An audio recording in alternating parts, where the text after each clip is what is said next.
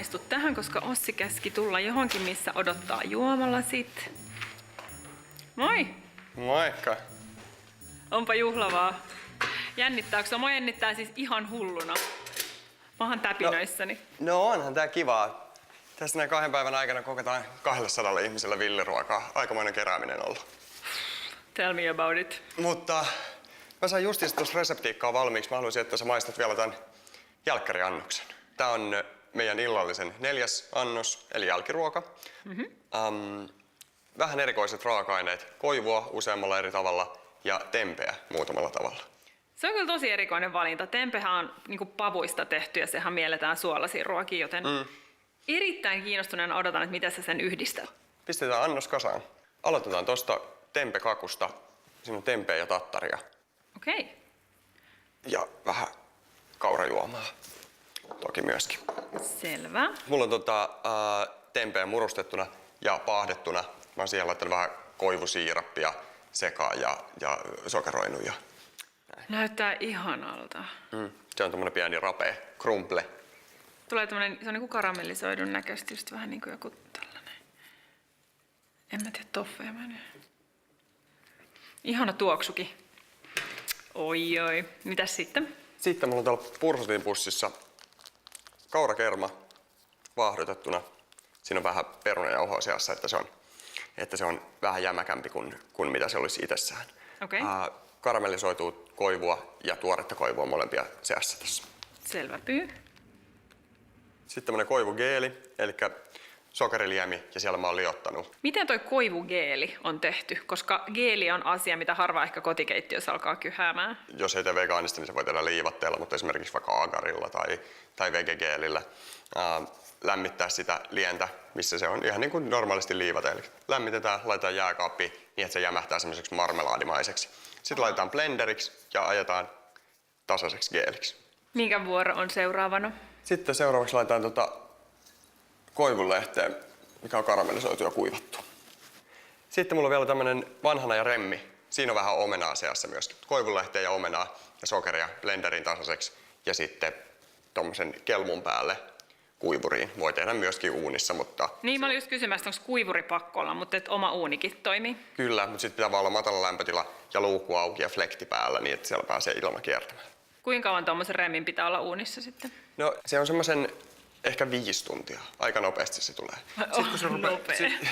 No, monia asioita kuivataan paljon pidempäänkin. Okei, meneekö ne kaikki tohon? Joo.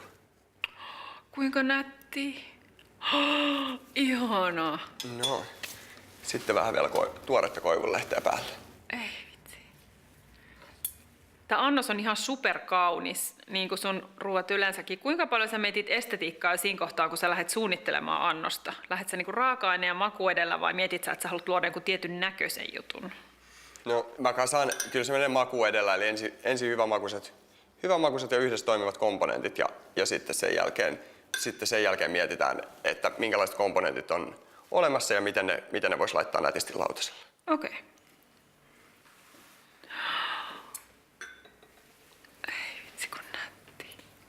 Sitten mulla on myöskin alkoholittomaan juomapakettiin kuuluva mäntysima, joka tulee tämän annoksen kanssa. Sitten maistetaan sitä. Jännittävää. Ihana tuoksu. Siis kyllä tämän simaksi niinku tunnistaa, mutta silti tässä on sellainen metsäinen, havuinen fiilis. Aivan sairaan hyvää. Mistäs mä aloitan? Mä aloitan tästä vaahdosta. Herkullista. Vähän semmonen saunavihdan makuinen annos se on. No joo, tavallaan niin kuin saunavihtaa seis, mutta silleen hyvällä tavalla. Tuossa koivussa on semmonen jännä eukalyptuksinen maku. Toi eukalyptus onkin semmonen juttu, mitä koskaan ei ole niin kuin koivun kohdalla ajatellut, mutta se on aivan totta. Suomen eukalyptus. Mä luulen, että ihmiset tulee rakastaa tätä annosta. Toivotaan niin. No mutta voiko mä nyt auttaa mitenkään ennen iltaa? No tuoretta koivua puuttuu itse asiassa vielä. Okei. Mulla on olemassa tuolla vähän, mutta mä luulen, että mä en ihan pärjää sillä. Niin jos sitä vois käydä vähän keräämässä sieltä sun mökiltä, niin se olisi aivan huikeeta. Ja miksei niitä vois kerätä vähän koristeeksi myös tuohon saliin. Joo. Mä tuon koivuun. Heti kun mä oon syönyt tämän kakun.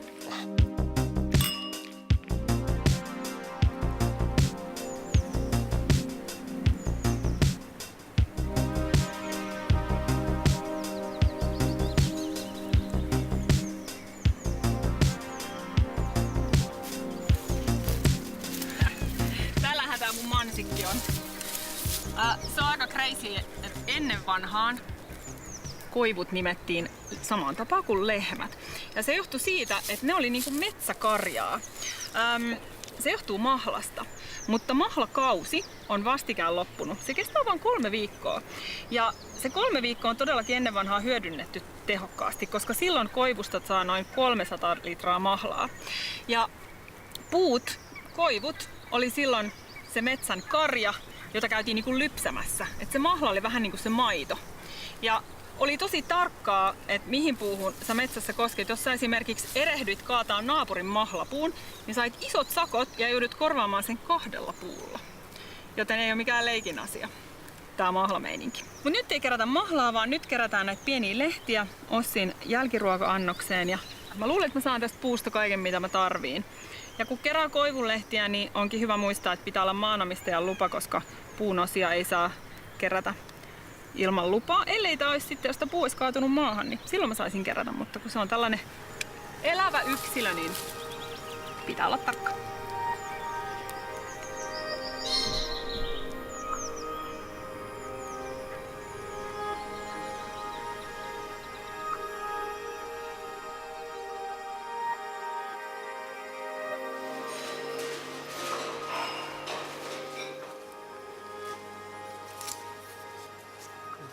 Moi Jossi.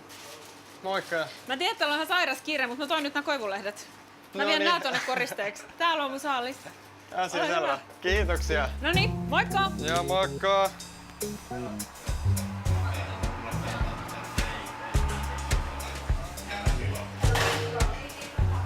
Noin. Nyt pian on maitoruismat kuorrutettu. Sitten mä voin laittaa noi takiaisin juuret savukelmaan. No kauan tuu menee niitä?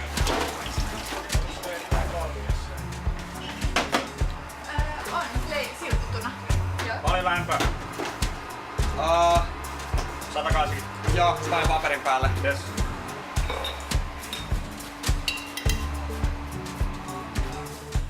Alright, asiakkaat 0,5 tuntia sisällä. Jap.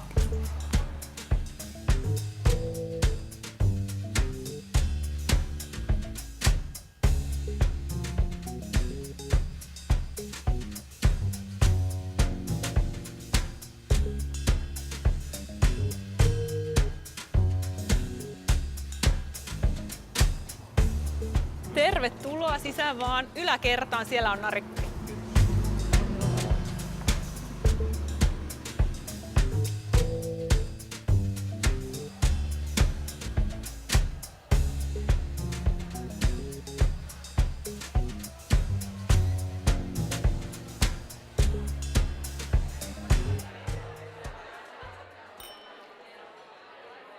Mahtavaa, että kaikki olette paikalla.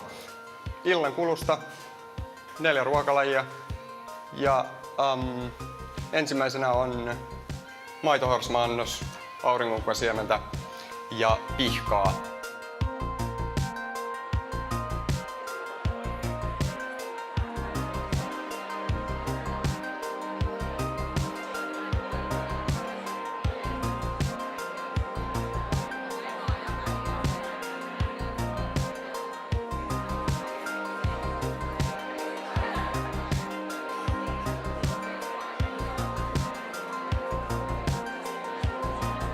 Hei!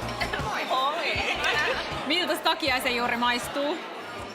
Mun mielestä se maistuu siltä, että puu ja kuha ois saanut lapsen. Ja sit se ois laitettu grilliin. Ja siinä olisi tosi semmonen savunen maku. Tai ehkä savu saunaan. No miten sit korvasieni-annos, missä oli voikukkaa ja tattaria? Mut se korvasieni oli ehdottomasti niinku paras. Mun mielestä se tattari oli aivan ihanan makunen siinä. Se oli jotenkin... Miten sitä nyt... Niin, se oli tosi hyvää. Mutta myös puhuttekin, että se on tosi hienoa, koska niin kun, että koko ajan tulee aina joka ikinen niin ruokalaji, mikä on tullut, niin se on yllätys. Että sä et ole missään vaiheessa tavallaan tiennyt, että mitä sieltä tulee, vaan aina kun tulee jotain, niin sä oot ollut silleen, että okei, vau, että tämmöstä. Ja sitten ollaan siellä käyty keskustelemaan, että mitä mieltä me ollaan tästä. Mahtavaa!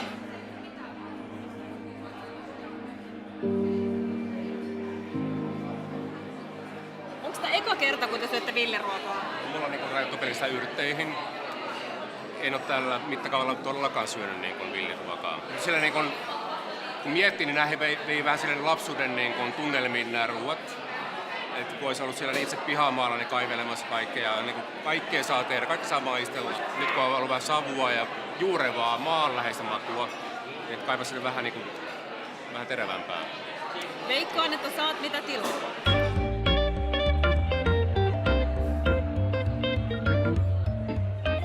Mikä meininki? Täällä on viimeiset valmiina. Ei muuta kuin vaan ulos. No niin, miltä tuntuu? Ihan hyvältä. Ollut kivaa. Hei, high five! You did it! Kyllä. Hyvä.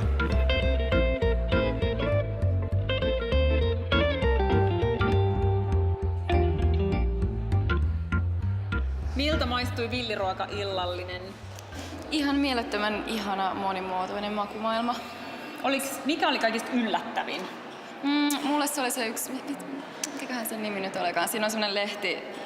Joo, toi iso maksaruoho. Joo, aivan loistava. Se on En ole tosi ikinä hyvä. aikaisemmin itse asiassa maistunut ihan hiveli mun makuhermoja. No mites toi korvasieniannos? Korvasienannos oli ehkä täydellisin darrasafka. Jos pitäisi jonkun pitkän illan jälkeen syödä jotain niin kuin tosi paljon makuhermoja syleilevää, joka niin kuin tyydyttäisi, niin se olisi se annos, joka myös samaan aikaan on terveellinen ja sun hyvinvointia tukeva. Että se oli kyllä ihan uskomaton. Mun isoin suosikki kaikista niistä alkoholittomista juomista oli ilman muuta jääkkärin kanssa se mänty sima. Se oli tosi niin kuin elegantti. Jos sitä saisi ruokakaupasta, niin saattaisi lähteä mukaan aika usein. Mikä on villiruuas parasta? Että pääsee kokemaan sellaisia makuja, mitä yleensä ei löydä ruokakaupasta tai ravintoloista. Mulle kaikista oleellisin villiruuassa on se, että sitä ei ole jalostettu niin pitkälle, koska usein jalostamisen mukana lähtee se kitkeryys, lähtee ne maku, lähtee ravinteet, sinne tilalle tulee hiilihydraatteja, erilaisia sokeriyhdisteitä ja okei, se on mistä ihmiset ehkä tykkää, mutta jos ne opetetaan myöskin pitämään kitkerämmistä mauista, niin kyllä ne siihen lähtee, koska ihmiset tykkää kahvista, ne tykkää oluesta, ne tykkää tosi paljon erilaisista kitkeristä mauista. Ja villi on mun mielestä, se maistuu paljon voimakkaammin niin kuin kaikilla eri spektreillä. Se on superlatiiva ja kirjaimellisesti sun lautasella. Ihana. Kiitos kun tulitte. Kiitoksia.